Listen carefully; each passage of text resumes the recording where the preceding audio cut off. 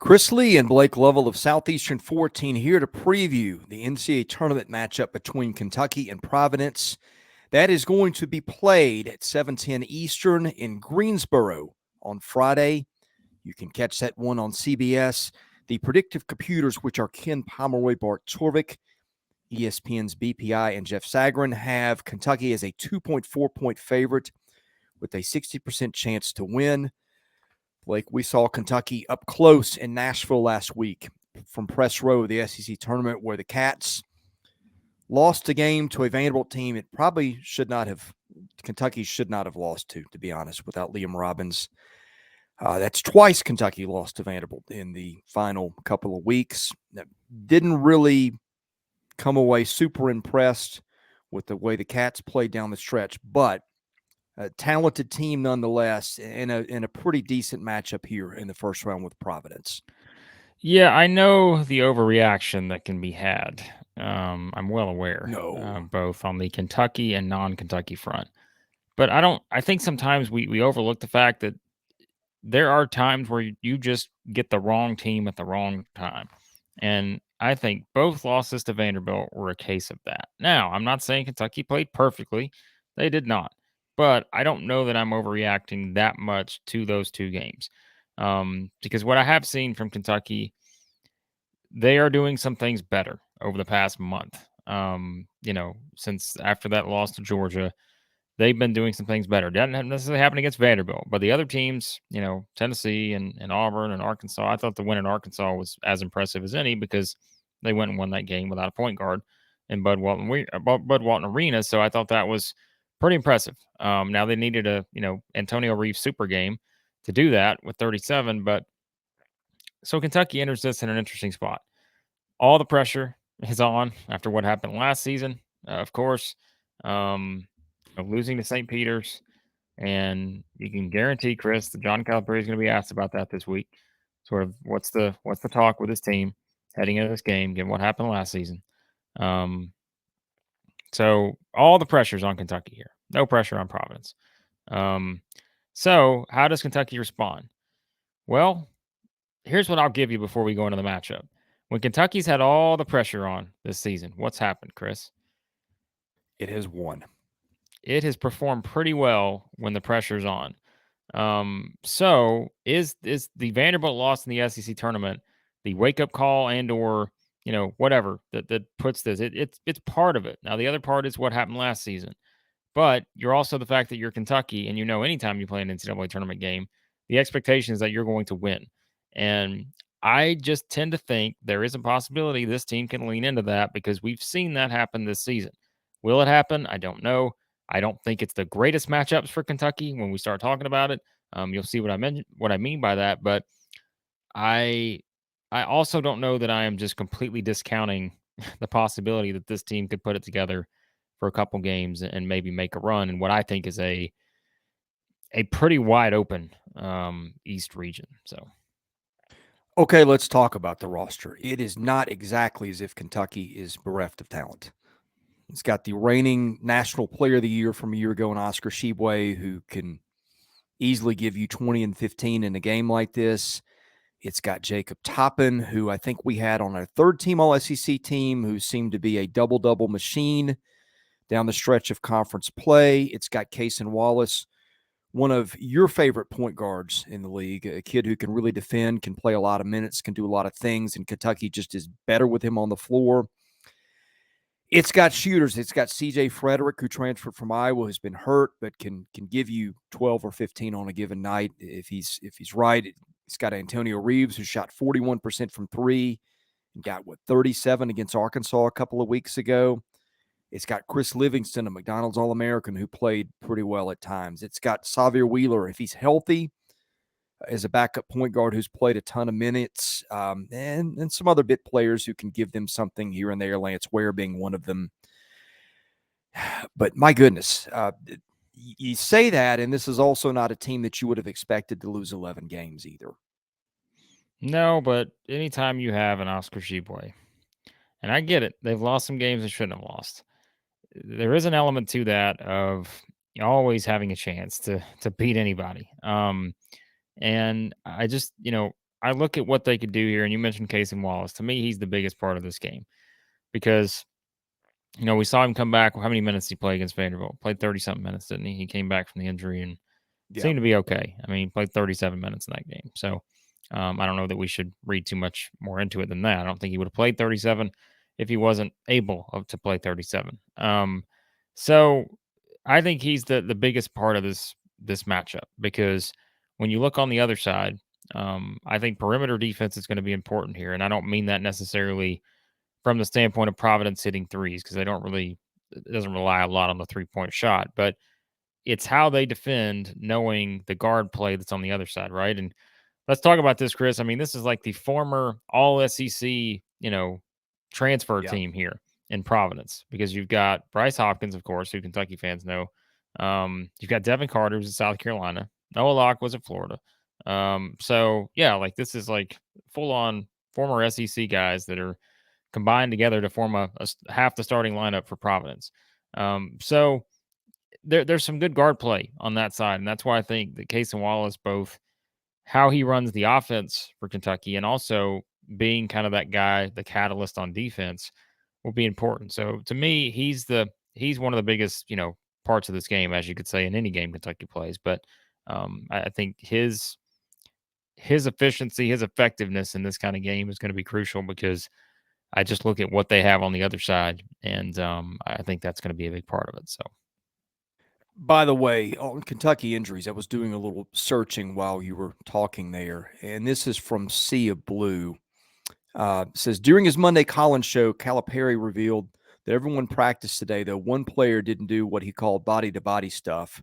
That player was likely Wheeler or Frederick, and Wheeler has not played in a month. He was their starting point guard for a while before Case and Wallace took over. So it's been an ankle injury that's been pesky. I don't know how much that changes Kentucky. I mean, obviously, you would like to have Xavier Wheeler as a piece there, but that's just a guess. And I think this was written on Monday.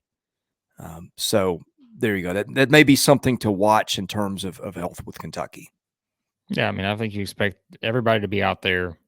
I don't know that your expectations high on Wheeler, but everybody else maybe. I think your expectation is they'll have a chance. And like I said, maybe it's Frederick. You don't know, but um, yeah. So I think that's it. I mean, like I said, on the Providence side of things, I mean, look, they've got Chris. What I like about Providence, and this is where I get a little concerned with Kentucky in this matchup. I mean, Providence has got 5 options offensively.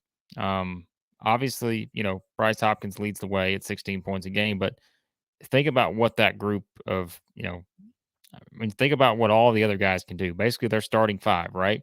I mean, their starting 5 all averages double figures. And, so you've got 5 guys averaging between 10 and 16 points a game. So to me, in these kind of settings, I always like that. It's great to have a dude, right? And Kentucky's got a dude in Oscar Sheboy, and they got Got a a dude in couple of Antonio dudes. Reeves. Yeah, I mean, but there's a definite consistency when you look at it on the Providence standpoint in terms of just guys who are all averaging kind of the same. So you feel like you have several guys who can step up, make big plays. Um, it's just can they do it in the setting? And I'll be honest with you, the one thing we've talked about, what has Kentucky done really? And you've got to point both ways here, but what has Kentucky done really well whenever it has kind of made those runs that they've made this season? They played much better on the defensive side of the floor. This is not a great defensive team, but they played better on the defensive side. And I think that's been the key. The offense, I feel like, has evolved a bit. Is it still perfect? No. But the offense has evolved. But I think the key, their defense has been better. That they've kind of allowed themselves to be in a position when when they're playing well, a lot of it I think is just, hey, they're playing better on the defensive end again, whether that starts with Case and Wallace, um, whoever. This is where I think this is so important because Providence is a team offensively. You look at their numbers, Chris. There's some impressive things with what they can do. So I think Kentucky's got to be very good defensively here, knowing that it's not just one guy; it's multiple guys. Again, we always talk about like rotations and those kind of things. Like how do you play here? Switching, all those things. They're so crucial, I think, in a game like this because of what I think Providence can do on the offensive side of the floor. So the defense will be big here. And I think keeping Oscar Sheboy out of foul trouble and sort of, having that awareness on the defensive side of where you need to be at the right time that is one thing I will say that concerns me a little bit about Kentucky, because they've been a little up and down at times. It's just, what are you going to get from them defensively? That has been a big key, I think, for their success. Yeah, I look at Providence. I mean, Ed Cooley is one of the better and more underrated coaches in America. He's done a phenomenal job at Providence. Has that team in the tournament every year. He rebuilt through the portal. Providence was picked near the bottom of the Big East this year, if I recall. And I look at these guys. Bryce Hopkins was a guy that probably got misused or underused at Kentucky. I'm sure Kentucky fans would be happy to chime in there, who's now their leading scorer. Devin Carter, Noah Locke. But also, like if you said to me a year ago, all right, you're going to put together a team of these guys to beat Kentucky, based on what Probably I not saw the those guys team doing, that you would have thought. probably not the team I Yeah. would pick. Right. Yeah. That's where I was going. Look, what they do is they kill you on the glass. They average 6.5 boards more than opponents, but Kentucky's got the best rebounder in Oscar Tshiebwe in the country. Look, I'll be honest. How was the bag of shame born a year ago, Blake? Do you remember that? Do you remember what happened? Yes, I remember. I remember what you did. Yes. Yes, I took Kentucky to win the whole dang thing. And then Kentucky's season died at the pearly gates, where it was greeted by St. Peter. And let's not relive that any more than we have to. And so, but you know what? I'm not a spite pick against you guy. I'm more stubborn. I will get burned by you a few times before I will learn my lesson. For that reason, despite some reluctance, my goodness, I saw some things body language wise with Kentucky last week that I just, when we were covering them at the tournament, that I just was not thrilled by. I'll just put it that way. But we've seen those things before, and next thing you know, Kentucky comes out and wins at Tennessee, or does something that doesn't feel like it's right from the moment based on where you last saw the Cats. And so I'm going with Kentucky just out of talent and matchup. And if the Cats burn me, I may never pick them again. All right. If you're wondering why Providence is an 11 seed, because they've got one good win since January the 4th. Right? They beat Creighton in double overtime. What else have they done since then, Chris? Was that with or without Kalkbrenner? February 14th, I assume he was back. Yeah, he was back. Probably. He played 45 minutes. Yeah. So, but I mean, they started 6-0 in the Big East. They were 14-3. Since then, they finished 13-7 in the league, which again, that's a good league. I said if there's a league you pick with a chance to have multiple teams get to the Elite Eight, I think the Big East is definitely at the top of my list. I think there's certainly a possibility that can happen, but I don't know. And I, here's what worries me about like Providence. You look at some of the games, and it's like not unlike Kentucky, right? Like Kentucky lost to South Carolina, lost to Georgia. Providence, that game they lost to Seton Hall, what was it, a week and a half ago at home by like 20 something to end the season. They were down 30 something, I think, with like a couple minutes left in the game. Did Seton Hall even make the NIT? I don't know, but those are the kind of games that worry me. Like, but again, Kentucky lost to South Carolina at home, right? They lost to Georgia.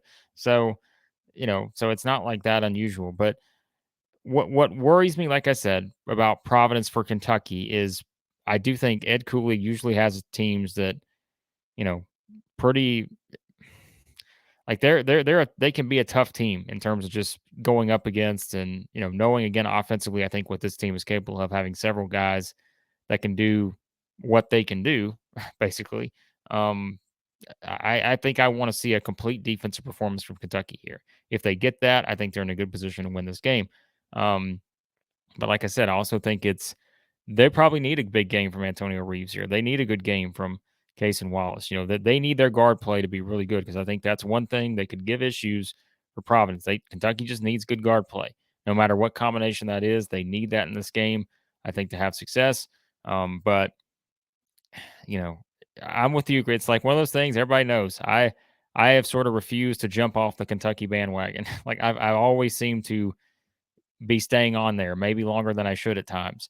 But I still look at what this team is capable of, and I'm going to give them the nod here just based on that. But man, you want to talk about a team that has seemingly relied very heavily on basically 5 guys, right? Depending on who's healthy. And I think that's the question with this. Do they have a fully healthy CJ Frederick? Do they have Severe Wheeler at all? I think those are interesting questions because without knowing the answer, it's hard to just be 100% confident Kentucky's going to win this game.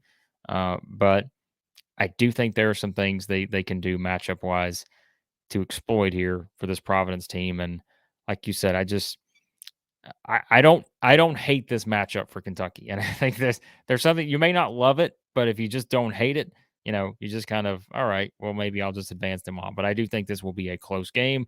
This is one of the games that I put out on Twitter. If you guys saw it, I've had the hardest time predicting. I would put this in that group of toughest first round games to predict because you don't know what you're getting from Kentucky. But I think the pressure is on. And usually this season, Chris, when the pressure's been on with this Kentucky team in particular, that they seem to come through and give you one of their better performances. So, by the way, Seton Hall did make the NIT, just as a footnote. Well, you wouldn't know not a because bad I mean, team. who knows? The NIT could have got that wrong. I mean, because they That's certainly true. did That was that a in little other instances. bit of a So snafu. who knows? Okay. But boy, this is going to be a good one. Put this down. This is a must-watch game on Friday. By the way, the only SEC team as of right now playing on Friday. How about that? The NCAA just loads us up on Thursday. Everybody else plays on Thursday. Mississippi State could play on Friday if they win in the first 4. So we're going with the talent. We're picking Kentucky. We have picked every single SEC game in the NCAA tournament. We'll pick the rest of them as they happen. Thank you for watching. Hit that subscribe button. It costs you nothing, but that lets you know when we're getting more videos out. And we do baseball, basketball, and football. And hit the like button. That helps our analytics a little bit. All right. He's Blake Lovell. I'm Chris Lee. We are Southeastern 14, presented by Bearded Iris. Thanks for watching. We'll see you soon.